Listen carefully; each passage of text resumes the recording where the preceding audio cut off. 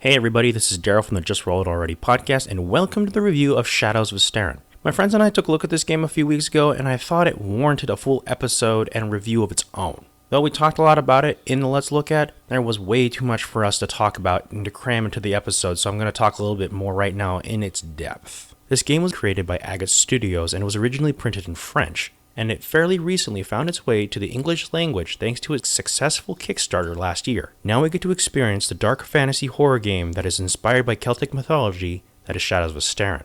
The game's setting takes place on the peninsula of Tricazel. In the language of the game, that means Three Kingdoms. The land is isolated by impassable mountains, dangerous seas, where unknown dangers lurk in the darkness, and superstition is deeply rooted into its people.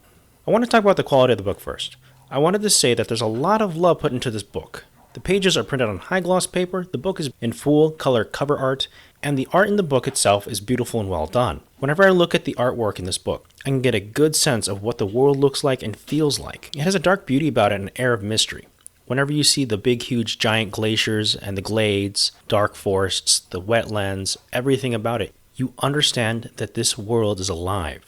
The history of Tricazel is actually very rich with information without overloading the reader with flavor text, and puts it in a way that keeps you engaged. When I was reading it, I almost forgot that I was looking at a setting book and thought I was reading a story at one point. The writer's approach to helping the reader understand this world with a series of in-character lessons. This could have been very boring, but the writers managed to avoid this to keep a history textbook feel out of it. It kept me pretty engaged and intrigued.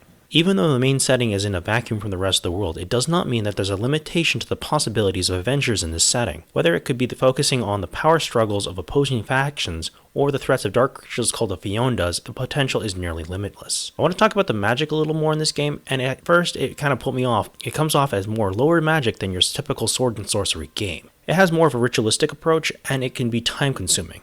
Now there's 3 different ones that in this setting that actually are interesting. There is the Magentists, which are a combination of magic and science and very reminiscent of alchemy using the power of flux. Then there is the Miracles of the Temple of the one god in this game. And then there is also the Demethian Arts, which is a druidic style of magic. All of these are very interesting, and some of them are very powerful, but all of them take some time. It's not like you can sit there and cast a certain spell instantly. I found the mechanics of the game very simple and to the point. It uses a D10 and runs off a one-roll engine with ease. It focuses more on the character and flow of the story rather than complex tactics and crunch, which gives a good feel to the game with very little interruption from the rules. I found that reading the rules took less time than reading the setting itself, and it lends itself to be very friendly to new players. The chapter starts with the rules must not get in the way. It actually says that. Mechanics must not get in the way. If the dice rolling messes up the system and the game on what you're trying to accomplish, don't do it. In short, I find Shadows of Esteren to be a wonderful game, and it does what its creators want.